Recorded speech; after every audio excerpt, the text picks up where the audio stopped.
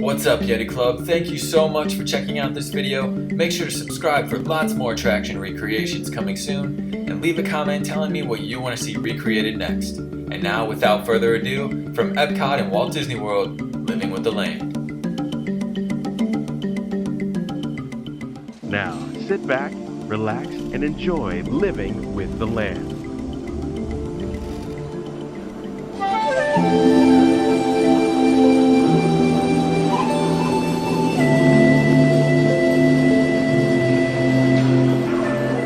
Welcome to a voyage of discovery and awareness of the richness, the diversity, and the often surprising nature of living with the land. Our journey begins as dramatic and sudden changes are sweeping over the land. The approaching storm may seem violent and destructive to us, but to nature, it's a new beginning in the cycle of life.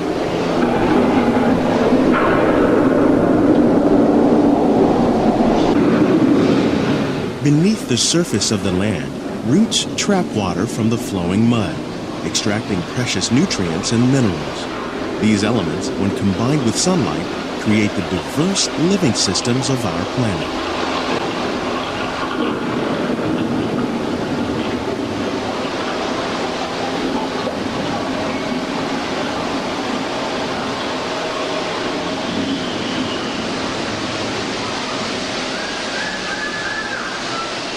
One of those living systems is the rainforest, home to the most amazing concentration of life on our planet.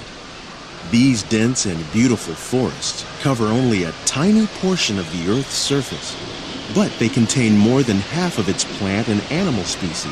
Rainforests are also extremely rich and productive living systems, providing us with oxygen, food, medicines, and other elements essential to our lives. In the desert, nature has created a very different, but no less beautiful living system. And while this arid landscape may seem lifeless, it is very much alive. The plants and animals that have learned to survive in these harsh conditions make use of what little water they can find and avoid the scorching rays of the relentless sun. The American prairie once appeared as desolate as the desert, but over time, rainwater and nutrients gradually penetrated the hard surface of this land. Even the hooves of the mighty buffalo helped create the rich soil that would one day become home to the American farm. Of all the forces at work on the land, humans have had one of the most profound effects. The need to produce food for a growing world led to the enormous use and sometimes overuse of the land. In our search for more efficient ways to grow food, we often fail to realize the impact of our methods.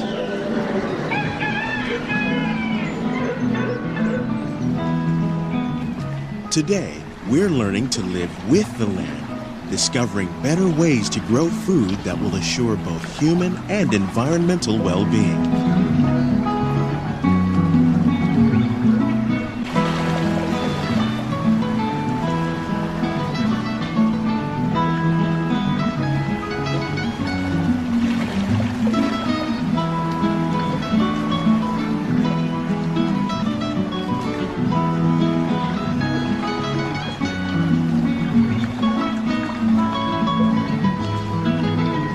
Here at Epcot, we're learning to reduce the need for pesticides by using natural predators like ladybugs and wasps to control pests.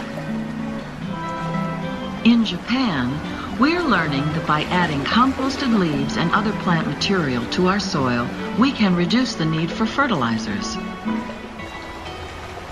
In farmlands across America, we're learning that by plowing under vegetation containing natural fertilizers, we can enrich the soil without the use of chemicals. In Saudi Arabia and Mexico, we're learning to produce food on desert seacoasts by developing and planting crops that thrive on salt water. Here at Epcot, we're learning to reduce the need for pesticides by using natural predators like ladybugs and wasps to control pests.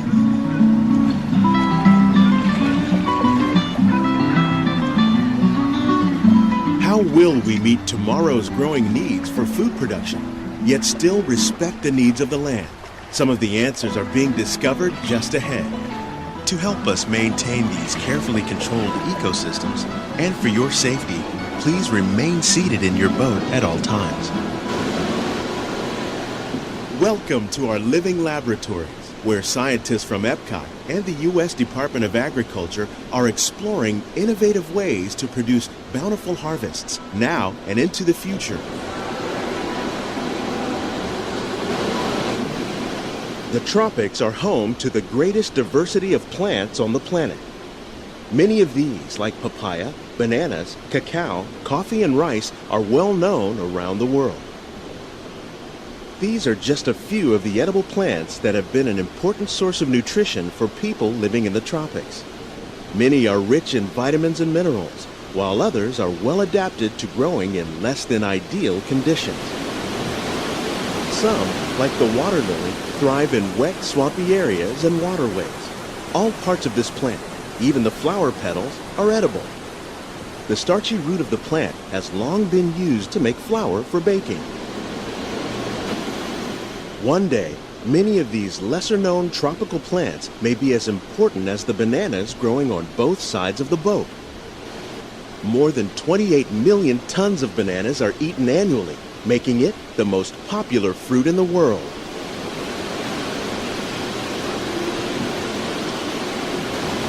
When we mention farming, you probably don't think of fish. But fish farming, or aquaculture, accounts for nearly half of all the seafood consumed globally. Tilapia, bass, and catfish, like the ones you see here, are three of the more popular crops raised by fish farmers.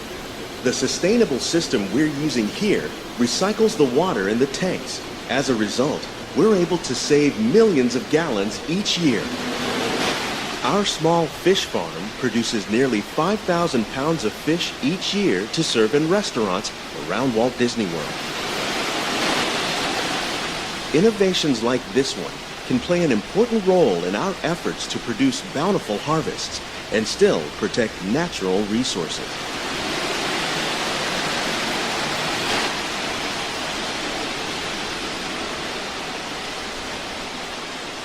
While there are more than 50,000 edible plant species in the world, most of us are only familiar with the handful that make up our everyday diet. The common grains growing here, wheat, maize, sorghum, and millet, plus rice, account for nearly 2/3 of our global food consumption. Learning how to increase yields of these staples is an important goal of research around the world. These plants are definitely on their way up. Innovative growing techniques like these increase yields while more efficiently using resources like water, fertilizer, and pesticides. Another innovation at work here is our integrated pest management program.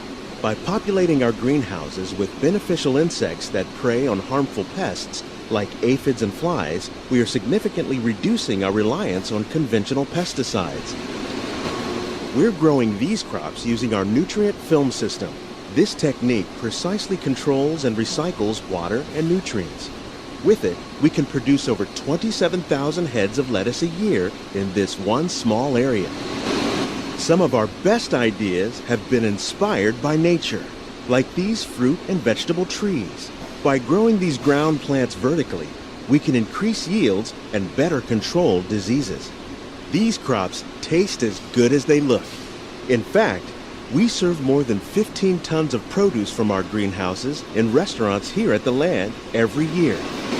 The future of agriculture may include innovative ideas like this vertical growing system. Plants grown in this way use a fraction of the space required by traditional growing methods. That saves water and increases production. The aquaponics system on your left combines hydroponics with aquaculture. The fish provide a natural source of fertilizer for the plants, and the plants help keep the water clean for the fish. It's another great way to produce more while using less. In our lab, Epcot scientists are working with the U.S. Department of Agriculture on a number of innovative projects. The goal of these efforts is to produce higher yielding and better quality plants. These greenhouses represent just a fraction of the work being done worldwide to produce bountiful harvests for our growing population. Scientists, Farmers and even backyard gardeners are doing their part to improve the quantity and quality of foods that we all rely upon.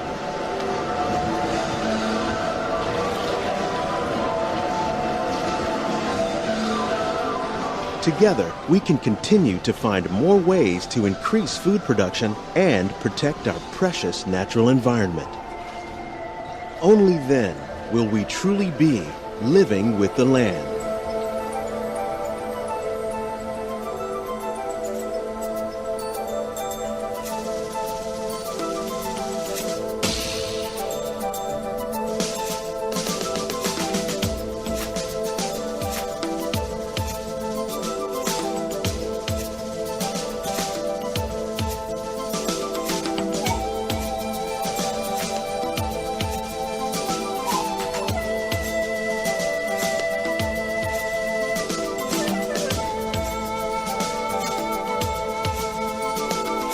On behalf of Walt Disney World, we hope you've enjoyed this unique journey through our living laboratories. If you'd like a closer look, then check out the Behind the Seeds walking tour. It's a chance for the whole family to get up close and personal with the plants and growing techniques in our laboratories.